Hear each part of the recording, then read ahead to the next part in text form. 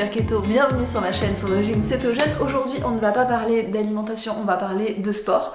Il y a quelques temps je vous avais fait une vidéo un peu plus théorique sur les implications en fait du régime cétogène et du sport. Qu'est-ce que ça impliquait sur la performance, sur la récupération, etc.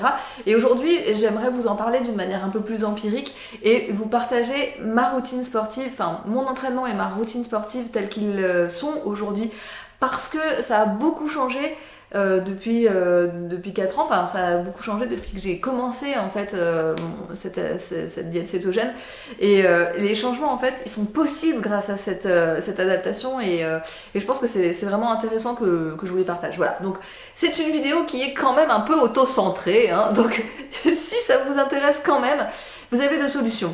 Soit vous me faites un virement de 1000 € ou plus sur Tipeee pour montrer votre contentement, soit vous likez cette vidéo et on passe à la suite. Donc aujourd'hui je voulais vous partager mon entraînement, vous partager la routine qui va autour et éventuellement les objectifs et les résultats.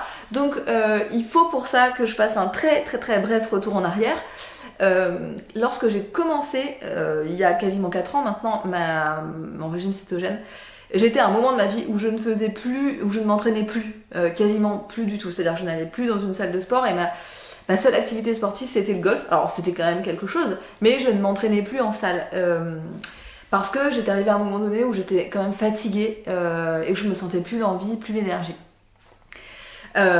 Quand j'ai commencé le régime cétogène, il a fallu que je reprenne une activité sportive parce que je sentais que c'était quand même nécessaire pour faciliter l'adaptation, mais j'avais pas d'énergie et la phase d'adaptation était compliquée. Donc j'ai commencé tout petit et j'ai commencé avec des mini séances chez moi de 20 minutes et j'en faisais 3 voire 4 par semaine, mais c'était vraiment tout, c'était vraiment sans matériel, juste l'histoire de réveiller un petit peu les mitochondries, d'irriguer les muscles, mais voilà, c'était vraiment tout petit.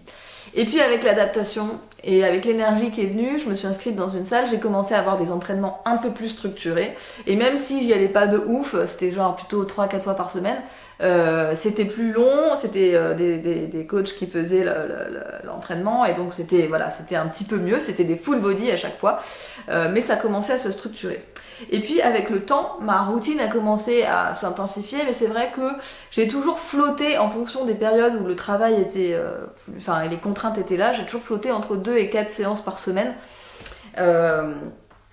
Et en fait, ces derniers mois, cette année, j'ai vraiment passé un cap d'adaptation. C'est-à-dire que j'ai vraiment passé une sorte de palier énergétique où je sens en fait que cette routine ne me suffit plus. Je sens que ça n'est pas assez pour moi, c'est pas assez pour les besoins de mon corps. En fait, je sens que déjà aller 3 fois, même 4, ça ne me suffit pas.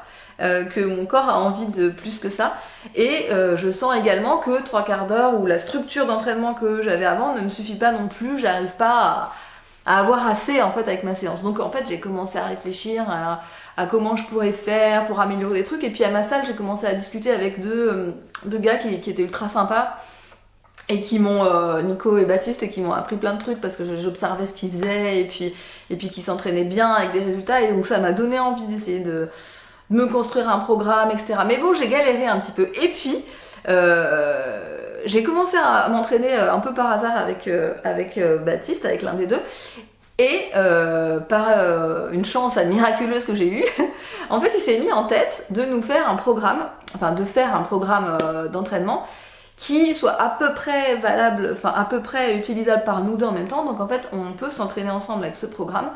Et il vise à nous donner nous faire progresser en fait en force et en masse musculaire.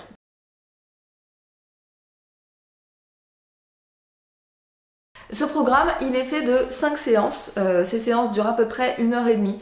Mais comme on est deux à s'alterner sur les machines et qu'il y a un petit peu de logistique, de charger, décharger, en réalité, si on s'entraînait seul, ça ferait un peu moins. Ça ferait plutôt, je pense, entre 1h et 1h15 en fonction des séances. Donc voilà. Et donc sur ces 5 séances, il y a 2 séances jambes, une au bar libre et une aux machines assistées, avec des abdos à la fin.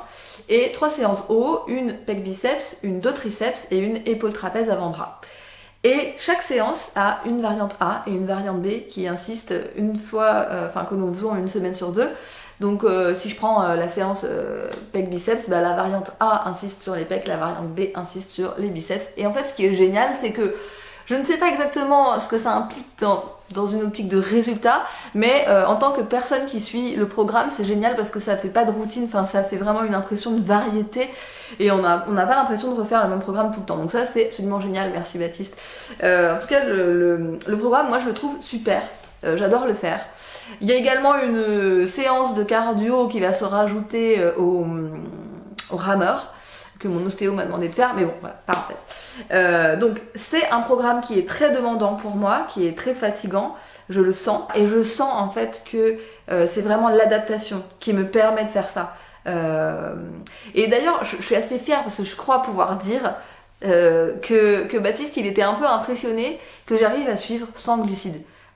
Sans manger avant, enfin bah, je mange avant, mais je veux dire sans faire une recharge de glucides avant, j'arrive à suivre, etc., etc. Donc comme je l'ai dit, ce programme, il est fatigant, il est demandant, à la fin de la séance je suis épuisée, mais j'ai une excellente récupération. Et ça, je sens vraiment que c'est l'adaptation qui me la donne. C'est-à-dire que même si je suis au bout et qu'après j'ai un peu de courbature, etc., le lendemain, je suis back in business, tout va bien, comme si rien s'était passé, quoi. Donc ça, c'est vraiment quelque chose de super appréciable. Et c'est, je pense, aussi ce qui va me permettre de tenir sur le long terme. Maintenant, comme c'est quand même un gros programme, assez lourd, ça implique de mon côté des adaptations, des changements, en fait, dans ma routine. Et c'est ça aussi que je voulais vous partager.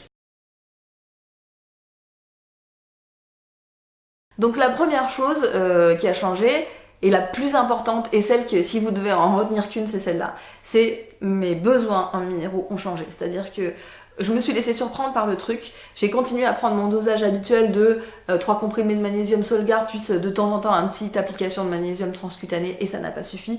Et au bout de quelques jours, je me suis retrouvée avec des crampes horribles la nuit, parce qu'en fait, ça ne suffisait plus. Donc il a fallu que j'augmente mon dosage en magnésium. Donc maintenant, je suis passée de 3 à 4 magnésium bisglycinate Solgar. Et j'applique du magnésium transcutané quasiment tous les jours, c'est-à-dire que c'est tous les jours le soir une application de magnésium transcutané, et quand j'ai un leg day, j'en fais même 2 voire 3 avant et après la séance. Donc c'est surtout ça qui a changé, vraiment j'ai une très grosse supplémentation grâce à ça. Ça m'arrive de prendre même un peu plus et de monter jusqu'à 700-800 mg de magnésium Solgar. Également, il faut que je sois ultra vigilante au sel, c'est-à-dire qu'avant je faisais attention, mais je pouvais me permettre, si j'oubliais 1 ou 2 jours d'affilée, bon voilà, ça se rectifiait, ça se lissait. Là je peux pas. Si j'oublie mon sel, la nuit je vais me réveiller avec des crampes horribles. Donc il faut vraiment que je fasse attention. Donc moi j'utilise le Redmond Salt plutôt que le sel d'Himalaya parce que celui-ci il est enrichi en minéraux. Alors il est plutôt dur à se procurer, mais j'avais regardé plusieurs reviews et plusieurs vidéos dessus, et a priori, il est assez imbattable en minéraux. Donc du coup, je fais l'effort d'acheter celui-là, même s'il est plus cher.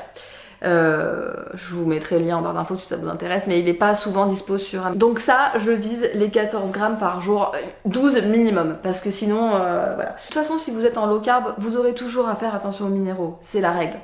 Mais il faut bien être conscient que votre besoin dans ces minéraux, il va évoluer dans le temps, il va évoluer avec l'âge, il va évoluer avec votre activité sportive, il va évoluer avec votre adaptation. Il y a des gens qui arrivent à baisser leur quantité de sel avec l'adaptation, mais si vous avez augmenté votre routine sportive, augmenté votre dépense énergétique, votre transpiration, plein de facteurs, en fait, il va plutôt falloir augmenter l'apport. Donc soyez vraiment vigilants à ça, je pourrais jamais insister assez. Deuxième chose qui a beaucoup changé, c'est l'appétit. Je vais pas passer par 4 chemins, je meurs de faim. Donc j'étais déjà quelqu'un qui avait tendance à manger pas mal, mais là je meurs de faim, surtout le matin. Donc ma routine, en sa structure, elle est toujours la même, c'est-à-dire qu'avant de partir à ma séance, je me fais un shaker avec du collagène, qui va me permettre de fournir le collagène qui aurait été... fournir du collagène à mon organisme pour qu'il ne puisse pas dans mon collagène perso pendant la séance. Les muscles sont faits de collagène, mais aussi les tissus articulaires, les tendons, les articulations, la peau, etc. Donc ça c'est vraiment mon obligatoire pré-workout que je mets, parce que comme c'est de la protéine pure, je ne veux pas le prendre comme ça, donc je le mets toujours avec un max de ma crème MCT. Donc pour ceux qui ne connaîtraient pas encore cette crème dont j'ai parlé 10 fois, c'est une crème à base de triglycérides à chaîne moyenne, parce que les triglycérides à chaîne moyenne vont se convertir très vite en énergie. Donc moi ça m'intéresse parce que je n'ai pas envie d'attendre 2 heures de digestion avant d'avoir un apport énergétique pour ma séance. C'est important que ça arrive vite. En plus de ça, ça se dilue facilement même dans l'eau froide. En plus de ça, c'est bon. Donc voilà, pour moi c'est le parfait qui va avec le collagène. Et donc comme je travaille avec eux, si vous voulez commander ce produit, vous pouvez avoir moins 10% en utilisant mon code SUPERKETO10 à votre commande. Voilà. Donc ça n'a pas changé. Par contre, ce qui a changé, c'est après l'entraînement. C'est-à-dire que quand je reviens, je crève tellement la dalle que je ne peux plus me contenter de mes œufs avec du beurre et mon thé avec du beurre. Je suis obligée de rajouter beaucoup de matière grasse. Donc non seulement j'ajoute beaucoup plus de beurre en fait dans les préparations et dans le thé, mais en général je rajoute aussi beaucoup de yaourt de coco, entre 200 mais même le pot entier, je peux manger le pot entier de yaourt de coco. Sur le reste des repas de la journée, la structure est à peu près similaire, sauf qu'il m'arrive de rajouter un snacking gras, il m'arrive de rajouter des fat bombs, de mettre plus de gras sur les repas. Donc pour ceux qui ont regardé mon dernier vlog, j'étais à peu près à 2200 calories il me semble sur la journée. Il m'arrive quand même d'être un peu au-dessus en ce moment parce que vraiment j'ai faim et que je ne suis pas dans une optique de sèche ou quoi que ce soit d'autre. Troisième chose qui a changé, c'est, enfin qui n'a pas vraiment fondamentalement changé, mais je suis obligée d'être encore plus vigilante à ma routine de sommeil. Je vise plutôt les 9h30 que les 10h, vous voyez, pour me coucher, parce que, et je vise vraiment la qualité. Donc ceux qui sont inscrits à ma newsletter, vous avez certainement reçu ma newsletter sur ma routine du soir, que j'essaye vraiment d'appliquer au mieux que je peux, le plus souvent possible pour optimiser ma qualité de sommeil. Et pour ceux que ça intéresserait aussi de voir ça en image, n'hésitez pas à me le dire, je peux vous faire une vidéo sur la question. Mais vraiment, c'est un gros cheval de bataille pour moi en ce moment. Et puis, par-dessus ça, j'ai rajouté une séance, j'essaye de rajouter 1 à 2 séances de sauna dans la semaine, les soirs, pour améliorer ma récupération et stimuler mon métabolisme. Alors, pourquoi faire tout ça? Donc, les objectifs de ce programme, c'est quand même de prendre un peu en masse musculaire. Je ne cherche pas à devenir énorme, hein, mais j'aimerais bien quand même prendre un peu de masse musculaire. Donc, depuis le début du programme, j'ai déjà pris 1,5 kg. Alors, je peux pas vous dire que c'est du pur muscle, hein, ça serait pas vrai. Je pense que j'ai pris du muscle, je pense que j'ai aussi pris un peu de gras, mais bon, j'ai envie de dire, c'est un peu le jeu. On est dans une optique de construire de la matière, pas dans une optique de réduire et de sécher, etc. Ça, on verra plus tard. Donc, bon, voilà, ça fait partie du truc.